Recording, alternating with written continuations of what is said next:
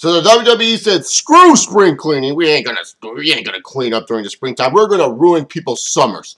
While the superstars are probably excited for their summer and those summer paychecks, maybe show up for SummerSlam access to sign some stuff, the WWE is like, nope. These certain superstars right here, they are going to be released. And these are the 11 names that got released. 1 referee, 1 WWE official, and 9 other superstars. Drew McIntyre, Jinder Mahal, Aksana, Curt Hawkins, Theodore Long, Camacho, Brodus Clay, Evan Bourne, Yoshi Tatsu, referee Marc and JTG. Damn it!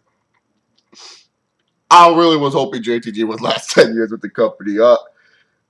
Really, to be honest here, let me just say something about a lot of these superstars. Am I surprised JTG got cut? Nope. This guy wasn't being used on TV at all. I don't even think he was traveling that much with the WWE because he would be tweeting random stuff like, oh yeah, I'm going to go see X-Men Days of Future Past. Oh, I'm doing this right now. Oh, I'm doing that right now. He was doing a lot more other stuff than traveling with the company. He wasn't really doing much with the company anymore. It's a shame that they never found anything to do with JTG because here was someone that you could have probably partnered with another superstar, another bigger black superstar after you gave up on Shad Gaspard. I mean, in all honesty, you could have done something else with JTG, but no, you just gave up on him. Yoshi Tatsu, another guy that gave up on, someone that could have actually been a good guy to help, maybe some of your mid-card talent, a guy that, was probably popular in Asia, instead of, helping him out and making him over, because he did have a catchy theme music, right? Man, you gotta admit yeah, you felt like you were playing Mario Kart when Yoshi Tatsu came out. Like, he was a good figure. He could have been a nice little enhancement guy for you. He could have been one of those guys that I talk about where the WWE's missing. A jobber that, the fans like, and then all of a sudden the heels beat them, and, the fans wish one day, maybe that jobber will get a win, and you get a surprise win here or there. You can set up a feud with anyone, but no. Let's not use Yoshi Tatsu. That'd make too much sense. WWE, you want to know why you suck in China, Japan, and all these other Asian demographics? Because you have no Asians we give a fuck about. That's just the bottom line. The best Asian in the WWE at this point, in the last decade, is Funaki. Kun Funaki. SmackDown's #1 ring announcer. That's the best Asian in the WWE at this point in time. Yeah. Pathetic. Now let's move on to other names on this list. I'll talk about Camacho real quick. I know a lot of people, especially my boy, the Schleg Daddy, are upset that they never really mentioned that he was Haku's son. But I will say this. I did like what they were doing with him and Hunico. I really did. I felt it was a vanilla-like version of LAX. I mean, look at it. It was like a carbon copy of LAX. Hunico had the same style as Homicide, just less brutal. And Camacho felt like Hernandez. I felt this could be their vanilla-like LAX, and they could actually be a solid tag team for the WWE. And hell, they already have the Hispanic category to them, even though Camacho is really Samoan. But on TV, they're technically Hispanic. So really, to be honest here, this could have helped, your Hispanic demographic, you would think, right? Hunico gets injured, and instead of, featuring Camacho on SmackDown and building him up as a big force during Hunico's absence, he just disappears. And you feel bad for Camacho because it's not his fault that he never got back on WWE main TV because the original Sin Cara quit the company or left the company, and then all of a sudden they're like, all right, Hunico, you're Sin Cara again. They make Hunico Sin Cara again, leaving Camacho nothing to do. And so instead of rebranding him on a Haku's son on NXT, instead of doing that, they bring him back as Camacho, and they bring him back as some party Mexican or some really hip high jive. I don't even know what the hell they were doing with Camacho on NXT Mexican. Just dumb. Feel bad for Camacho. They could have done so much potential for Camacho. And speaking of potential, freaking Brodus Clay. What a waste of potential right here with Brodus Clay. Here was a guy that, was brought in to be Alberto Del Rio's bodyguard. All of a sudden, for no explained reason, they just got rid of him. He was no longer the bodyguard of Alberto Del Rio. And they were building him back up. Remember those vignettes every single week we would get Brodus Clay is coming back next week. Brodus Clay is coming back next week. It was like 8 or 9 weeks where he was not showing up and he was supposed to. And then all of a sudden he tweeted on Twitter. He tweeted, John Morrison, you're going to pay. He was supposed to destroy John Morrison. That was a no-no, Brodus Clay. The WWE didn't like that. You gave the fans spoilers. So Brodus Clay just had to come out to a new gimmick. And it was the Funkasaurus. He came out to Ernest the Cat Miller's theme song. Somebody call your mama. Somebody call your mama. And, you know, freaking Brodus Clay was coming out dancing and shit. And I laughed at him. I was laughing at him.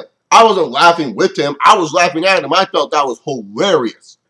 And then all of a sudden, he started to pick up some steam with this gimmick. He was actually doing a good thing with this gimmick. And what does the WWE do when you're doing something good with the gimmick?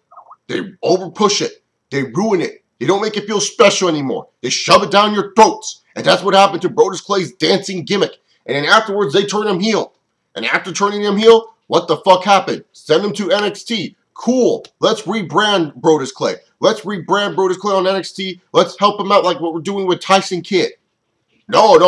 Instead of doing that, the WWE just wastes him on NXT. Don't give him a big money match with Adrian Neville, and they just freaking send him out.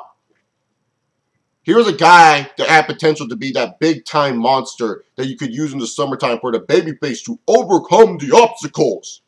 Here was a guy that was actually athletic for his size. Here was a guy that looked different than most big men. And here was a guy that could have drawn a bunch of money. But the WWE drops the ball on him. And at least he got 2 WWE film paychecks out of it. So that's good for him. Good for Brodus Clay. He got 2 WWE film paychecks out of it. So I don't think he's really caring that much. But I hope that when Brodus Clay, when he goes across the world or does whatever he does, that he improves. And then hopefully Brodus Clay will be back on the WWE TV sets. I really, really, really, really hope that. Theodore Long was someone that I was kind of surprised about because I figured that they might bring him back eventually for him to be like a Raw general manager or SmackDown general manager or do something of that nature. I felt that this guy had tenure with the company. Guess I was wrong. I know a lot of people wouldn't care if he came back because all he was going to announce was tag team match. But really, to be honest here, I'm just surprised that they didn't really do shit with Theodore Long afterwards. You know, we will never know why Theodore Long went on strike, and it looks like his strike didn't work. So, bye-bye, Teddy. Bye-bye. Aksana, she was just good to look at. You know, she was a curvy little body. I think the WWE realized she wasn't improving. This is one of the few releases, along with like maybe JTG, where I kind of agree because, you know, she wasn't really improving in the ring. She really wasn't. She wasn't improving on the microphone. She was always just kind of standard. So, really, really, to be honest, I don't really feel like Aksana is a huge loss for the company as a whole. Now, Curt Hawkins. I know a lot of people are Curt Hawkins fans. If you are, good for you. But for me personally, I could care less that he got released. Was he a talented superstar? Yes, he was. Was he someone that the WWE underused? Oh, hell yeah, they underused him. I felt him and Tyler Rex were an underused tag team. That's for damn sure. I felt him and Tyler Rex were an underused tag team. I feel Curt Hawkins, you know, is someone that you could use to tag team with other superstars. But they just never really, really, really, really took advantage with Curt Hawkins. I heard he opened up a wrestling school and now he's going to take bookings. I wish Curt Hawkins the best of luck with his wrestling school and all the bookings in the world. I think he is a very talented wrestler. I'm pretty sure he knows the business very well. I don't think he just could connect with the WWE audience that well. Or, you know, be able to connect with the WWE backstage, you know, and all the politicking that goes on there very well. But I do wish Curt Hawkins best of luck in his career. Now, 3 guys that I am kind of surprised about. These are the 3 guys that I'm just like, wow, I can't believe they released them. Like, I am shocked about Brodus Clay. I was shocked about, you know, Camacho a little bit. Theodore Long kind of shocked me. But these 3 guys really, really shocked me. Like, freaking A, Jinder Mahal. I felt the WWE really liked Jinder Mahal. I felt like this guy had potential. Like, yeah, he was a little bit green. But I felt that, you know, they really felt Jinder Mahal was a guy that had some type of potential for him. I really did. Maybe they just gave up to him, and that's why gave up on him, and that's why they put him on 3-man band. You know, I wish Jinder Mahal the best of luck because I hope to see this guy improved. I don't know if he's ever going to come back to the WWE. Is he a guy that comes back to the WWE? Who knows? But I really hope he improves. I really, really do. But in all honesty here, I'm just surprised by this one because I felt the WWE and the company really liked this guy, and they just, were kind of, hiding the fact that he was kind of green and not really that interesting in the ring during his time with 3MB, and I felt they were helping him improve his character in 3MB. I really liked his stuff in 3MB, and, Heath Slater now, there is no more 3MB. Heath Slater is now back to being the one-man band because the chosen one, Drew McIntyre, got released, and I feel bad that during my time here in the YWC, I never really went to bat or drove the paint hard enough to defend Drew McIntyre or, outcry how disappointed I am with the WWE using Drew McIntyre. And what I mean by that is this. If any of you guys watch basketball or know basketball, you'll get this reference. See, I'm the point guard, right? I have the basketball in my hands. I am dribbling it. Instead of driving to the paint and trying to take the tough shot, defending Drew McIntyre, instead of doing that, I go on and pass the ball to other people. I'm passing the ball to this guy, this shooter, this YWC talker, this YWC commentator, this guy, hoping they would defend Drew McIntyre so I wouldn't have to because I just didn't really feel it'd be interesting to talk about. And that's something that I feel bad about because I am someone who did like Drew McIntyre, and I sympathize with everyone else who didn't like that he wasn't getting pushed. I felt bad for Drew. I really felt the WWE had big things for the so-called chosen one. Was Drew sometimes boring as a heel? Yeah, he was sometimes boring with this vacant expression, walking around looking like he was Randy Orton. Maybe that's why I kind of liked him a little bit, because he did remind me of Randy Orton-esque, especially with the IC title being thrown on him for no reason. Definitely Randy Orton-esque right there. Maybe that's why I like Drew McIntyre a lot. And really what I hope the case is with Drew is that, he goes out maybe 1 to 2 years. He does a really good job. Hopefully Global Force picks this dude up. I'm not saying I wish Drew McIntyre was like WWE World Champion, guys. I just wish the WWE did more with him and maybe presented him as a WWE World Champion or presented him as a big main event star for them. That's what I wish that they did. That's just me. But I hope Drew McIntyre, takes this opportunity, and like the next 1 or 2 years, he's back with the company. I really do, because I do like Drew McIntyre. I know a lot of people are surprised with me saying this. I wish I defended him more. I wish I did, but I didn't. And that's just my fault right there. And I feel bad about that, because I wish I defended Drew McIntyre a little bit more. I know you guys are saying, well, what is your voice going to do for the WWE? Well, you know what? One person hears someone defend Drew McIntyre, and the other guy will go defend Drew McIntyre, and who knows? Maybe Drew could have saved the job. Who knows? But in all honesty here, I just kind of wish that I defended Drew McIntyre a little bit more. And I'm very displeased by this one. And now the last guy I'm kind of displeased about, and someone that I feel the WWE fucked up with altogether, is Matt Sydal and Evan Bourne.